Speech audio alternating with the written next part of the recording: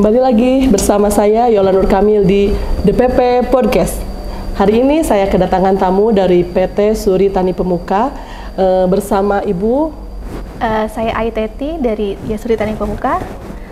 Hari ini kebetulan Bu Ai menjadi guru tamu di sekolah kami di SMKN PP Cianjur. Kita ngobrol-ngobrol sebentar ya Bu ya. Mungkin Ibu bisa ceritakan sedikit tentang profil perusahaan tempat Ibu bekerja. Oke. PT Suri Tani Pemuka ini merupakan salah satu anak perusahaan dari Java Group yang bergerak di bidang perikanan, Bu. Perikanan ya Bu ya. Dengan SMKPP sudah bekerja sama dari tahun kapan ya Bu? Kalau nggak salah sekitar tahun 2016, Bu. 2016. Kita sudah mulai bekerja sama. Berarti dengan sudah mau berapa tahun ya? Udah 6 tahun. Oh, 6 tahun lebih ya. Di bidang apa tuh Bu? Biasanya kita di bidang untuk prakerin sih, kayak untuk media, kayak kerjasama untuk PKL ya. Praktek siswa Praktek siswa ya.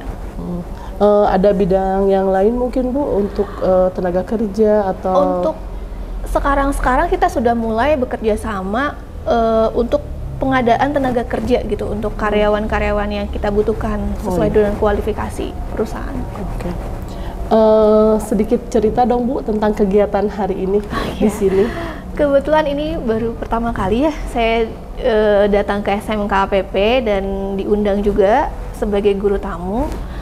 Agak nervous sih awal-awal, tapi secara keseluruhan mengasyikan. Jadi hal baru buat saya yang biasanya berkutat dengan karyawan dan pekerjaan. Untuk respon dari teman-teman atau adik-adik siswa sangat baik ya, mereka sangat ya, responsif ya, sangat respons sekali dan kelihatan tertarik banget bagaimana sih kerja di perikanan itu. Jadi ya cukup, saya rasa mereka sudah cukup termotivasi untuk di dunia perikanan. Alhamdulillah. Kalau tadi setelah merasakan sensasi menjadi guru tamu, sebenarnya seberapa penting sih program guru tamu ini menurut industri, menurut Ibu sendiri gitu? Dari segi industri sih, setelah saya jalani cukup penting ya Bu ya, dimana kita juga dari industri jadi tahu nih seberapa siapnya siswa-siswa itu untuk masuk ke dunia industri gitu. Nah, dalam acara guru tamu ini, jadi si industri ini bisa sedikit membekali siswa gitu. Kalau di industri itu butuhnya ini gitu. Jadi bisa kasih informasi dikit-dikit lah. Gitu ya. Harapannya sih kan mungkin wawasan siswa juga terbuka ya Bu ya, betul, dengan pertemuan langsung dengan industri itu. Ada contohnya langsung gitu loh Bu, dari industri gitu. Nggak bosan ketemu kita aja. Iya, pelajaran terus. Iya, kemudian sekarang kan lagi digembor-gemborkan nih pemerintah Bu, link and match gitu, jadi kerjasama dengan industri, bahkan bahasanya tuh kawin massal gitu ya, SMK tuh dengan industri. Nah, itu juga seberapa penting menurut industri link and match yang harus dilakukan antara SMK dengan industri. Jangan-jangan SMK ngerasa ini penting, industrinya nggak ngerasa penting gitu, malah ngerecokin gitu. Mungkin ya, kalau untungnya STP ini terbuka sekali ya Bu dengan kemajuan teknologi, dan kita juga sangat harusnya bisa mensupport SDM yang ada, khususnya karena kita juga maunya sih satu line ya Bu, kayak perikanan ya perikanan, backgroundnya perikanan, tapi ya penting banget ketika kita harus ada link and match itu di mana, jadi kita tuh jadi bisa ngasih masukan sama si SMK ini untuk kayak SDM seperti apa atau kriteria-kriteria seperti apa yang harus dimiliki oleh siswa gitu, dimana ketika dia lulus, jadi biar bisa bergabung gitu ya dengan perusahaan. Jadi nggak cuma sekadar sekolah aja, tapi bisa berguna. Jadi SMK sesuai dengan kejurusannya tuh, jadi bisa berguna untuk industri tuh nggak, jadi jatuhnya nggak kecewa juga sih. Kayak kebanyakan nggak sesuai dengan jurusan tuh, kayak kebanyakan teori gitu. Jadi harus bisa langsung digunakan lah untuk industri, untuk bisa support di kegiatan di industri. Tadi nyambung menurut Ibu kan mungkin nanti ada gambaran ya karena kita kerjasama. Nah sebenarnya lulusan seperti apa yang dibutuhkan khususnya oleh STP ya Suri Tani agar nih lulusan kita tuh bisa diterima gitu di perusahaan yang sekarang sedang tempat Ibu bekerja? Yang pasti dia dari segi dasar-dasar, khususnya karena kita di bidang perikanan, kita tentunya dasar-dasar perikanan udah tahu ya Bu ya. Tapi yang kalau kita perhatikan kalau masalah pintar dan itu nomor kesekian. Yang penting attitude-nya, betul, attitude-nya atau kepribadiannya, soft skill dia, kemampuan kayak terus dari attitude-nya dia juga dan mau bekerja jujur tanggung jawab kayak gitulah Bu. Yang sulit kita peroleh sebenarnya. Karena kalau kayak gitu udah dasarnya harus kuat dari mungkin sekolah sekolah sebelumnya kayak gitu. Nggak bisa instan ya Bu. Betul. Ya, nggak kayak ngajarin 1+1 2 ya. Nilai di diri itu harus didoktrin terus gitu ya. Jadi memang nilai utama tuh soft skill ya. Betul. Kalau sekarang sebenarnya Bu Ai di kurikulum Merdeka ini dikenal dengan ada nama itunya P5, jadi Project Penguatan Profil Pelajar Pancasila. Ya arahnya ke situ, disiplin, jujur gitu, nilai-nilai itu. Mudah-mudahan dengan ada proyek ini apa yang diinginkan perusahaan bisa didapat nanti di siswa kita gitu ya.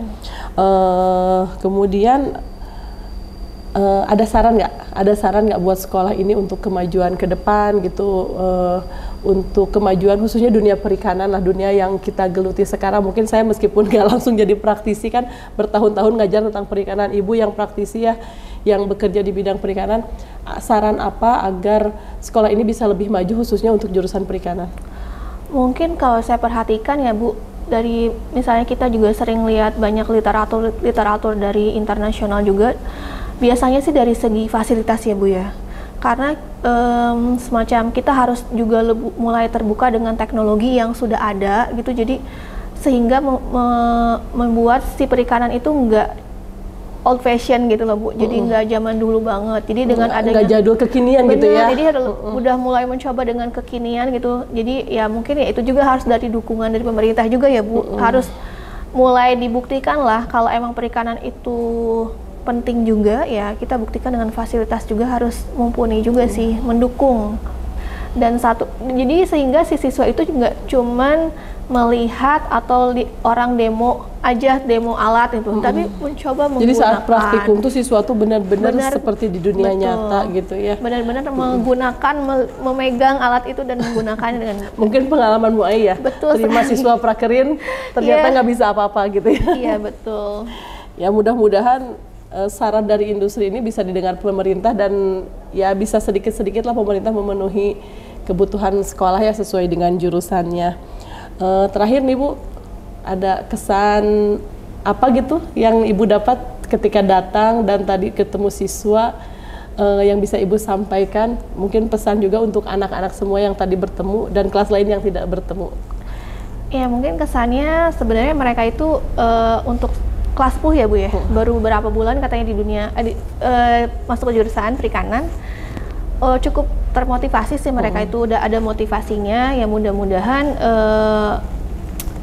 bisa selanjutnya terus semangat dalam belajar khususnya di perikanan, nggak sampai pindah jurusan sih Bu, tapi insya Allah sih ya terus aja belajar sih, tadi yang saya sampaikan, terus aja belajar, semangat, jangan, intinya justru kita harus buktikan ke dunia luar bahwa perikanan itu juga bisa diandalkan lah intinya gitu. Oke. Terima kasih Bu Ai sekali lagi waktunya. Di sela-sela kesibukannya masih menyempatkan untuk datang ke sini. Mudah-mudahan banyak manfaat yang bisa didapat. Sekian podcast hari ini. Terima kasih. Assalamualaikum warahmatullahi wabarakatuh.